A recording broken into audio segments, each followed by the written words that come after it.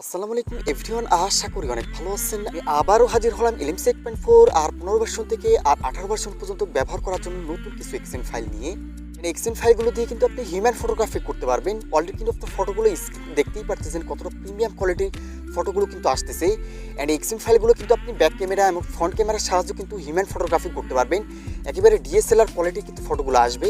এছাড়াও আপনি day side, night side, macro ফটোগ্রাফির জন্য কিন্তু এক্সেন ফাইলগুলো চাইলে ব্যবহার করতে পারেন। এই এক্সেন ফাইলগুলো কিভাবে সেট আপ করে ব্যবহার করবেন সব কিছু বিস্তারিত দেখিয়ে দেবো। আমাদের এক্সেন ফাইলগুলো যারা ডাউনলোড করে ব্যবহার করতে পারে না, তারা এই ভিডিও ডেসক্রিপশনে একটা লিঙ্ক দেওয়া থাকবে, ভিডিওর লিঙ্ক।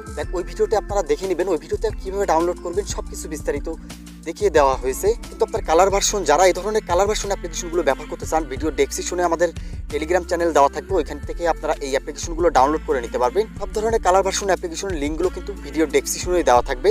দেখতে পারতেছেন এখানে যে এক্সেন ফাইলগুলো দিতেছি, এই এক্সেন ফাইল দিয়ে কিন্তু আপনি day side, night side, human ফটোগ্রাফির জন্য কিন্তু ব্যবহার করতে পারবেন। চাইলে কিন্তু আপনার ম্যাক্রো ফটোগ্রাফির জন্য কিন্তু এক্সেন ফাইলগুলো ব্যবহার করতে পারেন। খুবই প্রিমিয়াম কোয়ালিটির কিন্তু ফটোগুলো আসবে। অলরেডি কিন্তু আপনার কালারগুলো দেখছেনই, লাইট রুমের প্রিসেটের মতো কালারগুলো কিন্তু আসতেছে।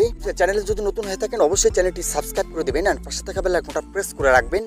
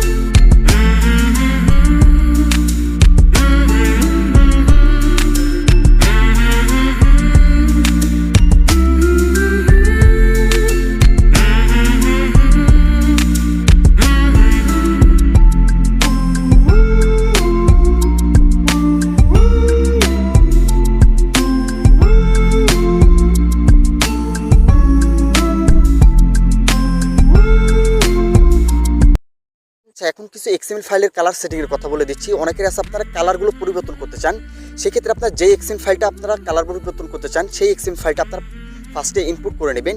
ইনপুট করার পরে এখান থেকে আপনারা সেটিং অপশনে চলে আসবেন। সেটিংয়ে আসার পরে এখান থেকে ফটো প্রসেসিং এই অপশনটাতে ক্লিক করবেন। তারপরে এখান থেকে আপনারা মেন ক্যামেরা, ফ্রন্ট ক্যামেরা এই দুইটা আপনারা এখান থেকে চেঞ্জ করবেন। যদি ব্যাক ক্যামেরাটা চেঞ্জ করতে চান সেক্ষেত্রে আপনারা মেন ক্যামেরাতে চলে আসবেন। আমি আপনাদের একটা সেটিং দেখিয়ে দিচ্ছি, একটা সেটিং দেখে আপনারা ফ্রন্ট ক্যামেরাটা চেক করে নেবেন। আচ্ছা, এখান থেকে আসার পর আপনারা মেন সেটিংয়ে আসবেন। মেন সেটিংয়ে আসার পরে এখানে উপরে দেখতে পাচ্ছেন শার্পনেস, এখানে ক্রোমা দেওয়া আছে। এই অপশনগুলো কিন্তু আপনি কনফিগ বানানোর সময় কিন্তু সেট আপ করে রাখছি। তো আপনারা আপনাদের মতো কিন্তু পরিবর্তন করে নিতে পারেন। যদি আপনারা বুঝতে না পারেন সেক্ষেত্রে কিন্তু এই অপশনটা আপনাদের ঘাটাঘাটি করার দরকার নাই। তো আমি আপনাদের কালারগুলো এখান থেকে দেখিয়ে দিচ্ছি কীভাবে কালারগুলো পরিবর্তন করবেন। এর জন্য আপনারা চলে আসবেন, এই যে কালার অপশনটা আছে এই কালার অপশনটাতে ক্লিক করবেন। এখানে কিন্তু আপনি অনেক ধরনের কিন্তু কালার পেয়ে যাবেন। এখান থেকে আপনারা স্ক্রল করে নিচে চলে আসবেন। এখান থেকে সিএফ সেটিং যে অপশনটা দেখতে পাচ্ছেন, এখানে দেখেন green option, red option, blue, yellow, green, red, orange এই অপশনগুলো কিন্তু এখানে দেখতে পাচ্ছেন। এইখান থেকে আপনারা কম বেশ করে দেখবেন যে আপনার কাছে কোনটা ভালো লাগে। যেটা আপনার কাছে ভালো লাগবে সেটা কিন্তু এখান থেকে বাড়িয়ে কমিয়ে আপনি কিন্তু আপনার মন মতো কালারগুলো সেটিং করতে পারবেন। উপরের দিকে কিন্তু আপনার কালারগুলো কিন্তু কমবে অ্যান্ড নিচের দিকে গেলে কিন্তু আপনি কালারগুলো কিন্তু বাড়বে। এইভাবেই আপনারা মূলত এখান থেকে ব্লু সেটিং, তারপরে গ্রিন সেটিং এই সেটিংগুলো কিন্তু আপনারা এখান থেকে করে নেবেন। তাহলে আপনার কালার সেটিংগুলো কিন্তু বেড়ে যাবে। আর যদি আপনার ফেসের স্পুটটা যদি একটু বেশি চান অথবা আপনার নয়েজটা বেশি হয়ে যায়, সেক্ষেত্রে আপনারা নয়েজ রিডাকশন এই অপশনটা চলে আসবেন। এখানে দেখেন স্মুথ নামে একটা অপশন আছে, এই স্মুথে কিন্তু আপনার ডিফল্টে দিয়ে রাখছি। ডিফল্টে আপনার স্মুথটা ভালো কাজ করে। যদি আপনার অতিরিক্ত লাগে সেক্ষেত্রে আপনারা এখান থেকে 3 পয়েন্ট দেখতে পারতেছেন, 3.50 তো করতে পারেন, 4.00 তো রাখতে পারেন। আপনার যেটা ইচ্ছা সেটা থেকে কিন্তু এখান থেকে সেট আপ করে আপনি ফাইলটা সেভ করে নিতে পারেন। এই সেটিংগুলো হয়ে গেলে এখান থেকে আপনারা ব্যাক চলে আসবেন। এছাড়াও কিন্তু আপনারা এখান থেকে নয়েজ রিডাকশন যে অপশনটা দেখতে পারতেছেন, এখানে আছে আপনার ফটো তোলার পর কিন্তু ফটোতে দেখবেন যে একটা ফাটা ফাটা ভাব আসে, ওইটা কিন্তু আপনার নয়েজের জন্য। তো এখান থেকে আপনারা স্মুথ যে নয়েজটা আছে এটা বাড়িয়ে দিবেন। তারপরে এখান থেকে টেম্পোরাল যেটা আছে এটাও আপনারা এখান থেকে বাড়িয়ে দেবেন। তাহলে দেখবেন যে নয়েজগুলো কিন্তু আপনার রিমুভ হয়ে গেছে। আচ্ছা, এই সেটিংগুলো আপনি মন মতো করছেন, এইটা কিভাবে সেট আপ করবেন এটা সেভ করে নেওয়ার জন্য এখান থেকে কনফিগে চলে আসবেন। তারপরে এখান থেকে সেভ সেটিং, এখান থেকে আপনি আপনার নামটা লিখে দিতে পারেন অথবা আপনি আপনার মতো একটা নামে আপনার এক্সএম ফাইলটা তৈরি করে নিতে পারেন।